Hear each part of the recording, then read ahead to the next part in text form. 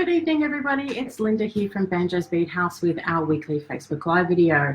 Tonight, I'm actually not working on a project. I thought instead I would share with you how to use a particular tool. So one of the questions I get asked a lot about is how to knot. So a few weeks ago, we did the knotted lanyard with size 16 Griffin silk, and it was a hand knotting technique using some seed bead mix. I think I used the Indian and check glass beads. So one of the other knotting tools is the Beadalon Knot. Bead. So for me, who's still dealing with all sorts of shoulder and nerve and all sorts of crazy injuries, this is actually a lot easier to use than the traditional knotting tool. And that's an image like I'm brave enough to share with you guys on Facebook. Those type of freshwater pearl repairs and traditional pearl stringing is tedious, time-consuming, and really is best in a one-on-one class because there's a lot of steps involved and it's a little tricky to try and do on a live video. This, however, is lots of fun, and unlike the traditional tool where you're limited really to using the Griffin silk and the nylon power range of threading materials, with this one you can use all sorts of stuff. So tonight I've got leather, which I've never played with trying to knot, but I've seen it done, so I thought, why not give it a try live? And if it fails, it fails, but hey, at least we tried. I've got some 1mm wax cotton, some 2mm satin cord, and a size 6 silk, so that you can also see how you can do part of the traditional knot on this tool as well. So it's a really versatile, fun little tool. The technique to show you have this tool, we haven't used it properly. Well, Kelly, it's a good one for you to watch tonight. What I'm not showing you is obviously the start and the end process. So with the satin cords and things, you can use a traditional thonging to finish those off and turn it into a necklace because there's not really an opportunity to do a hidden knot.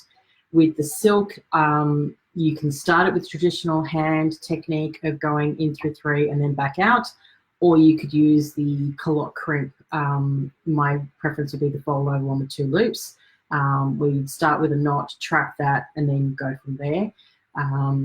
With the wax cotton, you could tie it straight onto a toggle if it's for a child, or again, use the thonging. So those are techniques we've covered before, and if I need to, happy to cover again in the future. But tonight, really, it's more about playing with the tool and getting to see a different way to create a knot. Now, I will admit right up front, I'm not always perfect with this. I do try and undo, or there's a little bit of wiggle room with where I'm happy to allow something to go out that's not 100% perfect, because knotting is not the easiest of techniques, but it does give a beautiful result. So we're going to tip the camera down now and we're going to have some fun. And thank you for sending me hearts. It's lovely to see them dancing across the screen. So this is the Knot Bead. Now, if you try and order one on the website right now, we are out of stock. I have some coming in from Beadalon. I've just placed a massive order with them. So we're going to be having some fun unpacking that in the weeks ahead. Lots of new tools and some wire coming in. So this is the tool in its entirety. It is nice and lightweight. And it's in this funky blue.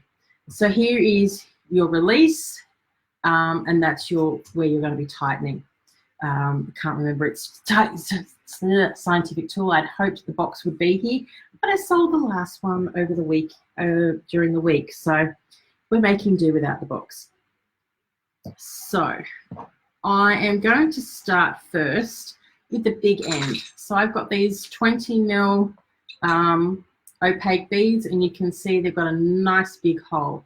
So normally we'd be looping, stringing these, but I have made this in the past, and this is where you can have a lot of fun with the coloured satin cords and do a two-tone effect. So I have strung on 5 beads onto silver silver satin cord. So you can see here, I'm hoping this is nice and clear. Might actually change the view for once so you guys can actually see it, how I'm doing it. Sorry for all the camera jarring. Okay, so actually we'll turn that the right way around. There we go. Sorry for all that. I just thought this might be an easier view for you guys.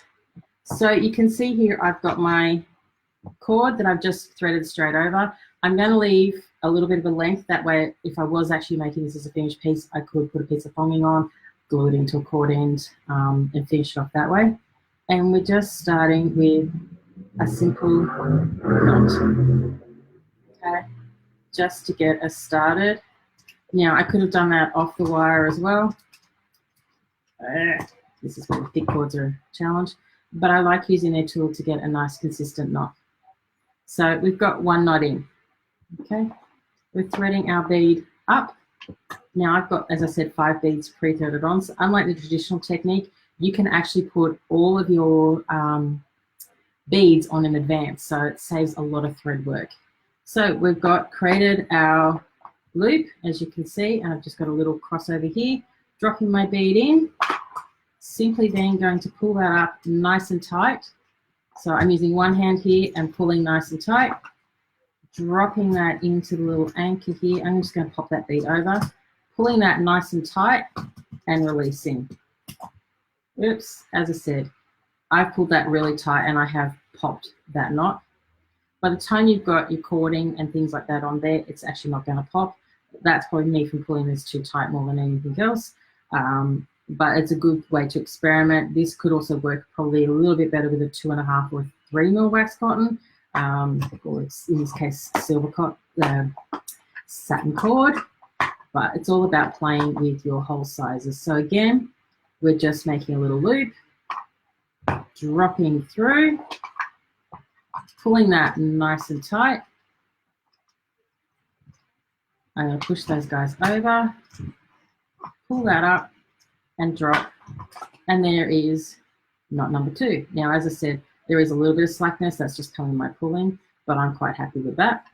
So over they go, and over the third one goes, pull that back through, and again, create my knot, give it a good tug, pull it round, give it a good pull, and there is bead number 3. Now I could keep going, but I think you get the gist. It's a really fun little way of using a chunky bead, which traditionally most knotting materials you wouldn't be able to do. You could hand knot it, but this makes it a little bit easier. So that's on 2 mil satin cord. Now we're going to go to Teeny Town. So I've got some green just for fun contrast, 1 mil wax cotton, and I have these tiny 4 mil acrylic beads because I decided to challenge myself because I've never done tiny beads on this. So yeah, today's the day for challenge, clearly. I am going to just do a hand knot on the end here. And hi, Wendy, thank you for joining us. So we're just tightening that. And we're going to thread that bead down. So there's my starting point. And again, I've got a piece of wax here off the end just so I can finish it off later. And we're just doing our knot. And this is the fun part with small beads. You don't want to lose the bead into the knot. So just carefully pull that up, anchor it away, give it a nice tug and pull. So same technique, whether we're using the large or the small beads, and you get a fun little knot effect. Now obviously just the tensions with those knots, just pulling it is going to help that to settle. And with most fibers, putting it around a little bit of steam helps to loosen up just a little bit. So we're dropping away again.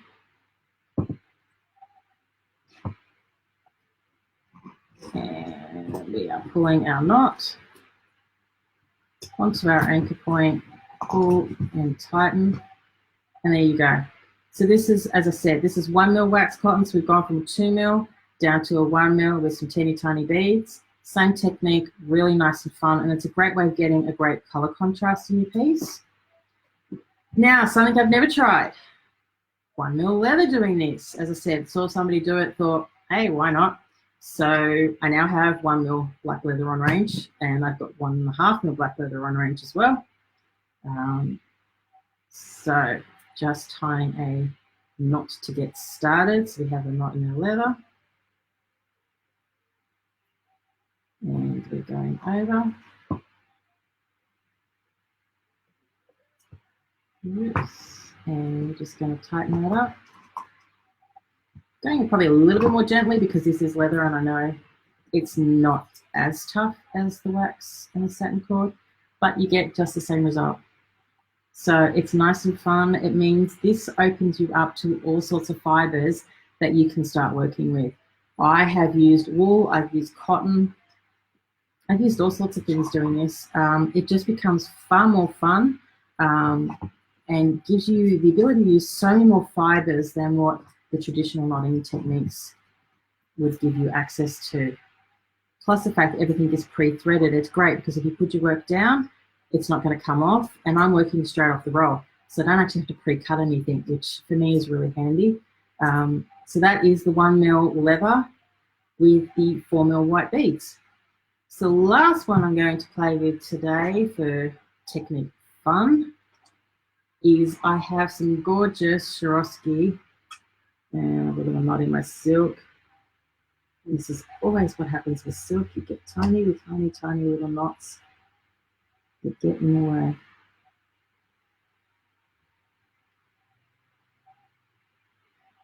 Yeah. It's always good to get knots out straight away with the silk because it can cause problems with the silk. So I've got some gorgeous, this is size 6 silk.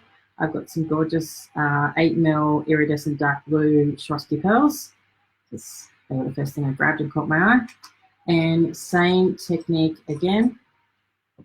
We'll get those guys out of the way. Going over and dropping. Tightening up and around and letting go.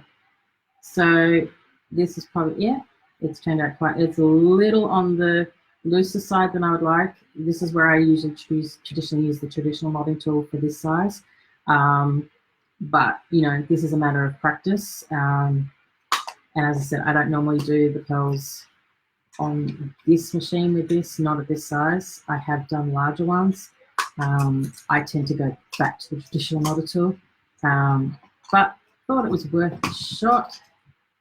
Yeah, the tooth on the traditional knotter tool has a little bit more grip, so I probably wouldn't do silk this fine on this personally, but size 16 definitely, because it's around the 1mm, even probably down to the 12 I'd give a try. Size 6 I'd probably go back to the traditional tool. But this is about having fun with it. There's all sorts of, you know, beads that this opens up to with massive holes that you've never been able to knot before if you're doing traditional techniques. All of a sudden, these large hole beads can be your friend, and you can knot them and work with them and have some fun.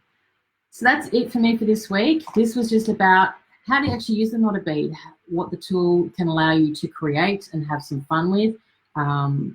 And it's about experimenting. So what I would suggest is for Kelly, who has one of these, get it out, have some fun and play. See what fibers you've got in your cupboard, see what beads you've got in your stash, and just go and have some fun with it. And if you do, please post some photos. So that's it for me for this week. I will be back with another fun project next week. But before I go, it's my birthday on Monday. So all of next week, so from Monday through to Saturday, all orders that we process will be going out with a little surprise gift for all of you. And whoever actually orders on my birthday, so it makes me really do happy dances all day long, you'll get an extra surprise. So have some fun. There's a whole pile of new stuff on the website. There's new stuff I'll be posting up as well. Have fun, and I will see you guys next week. Bye for now.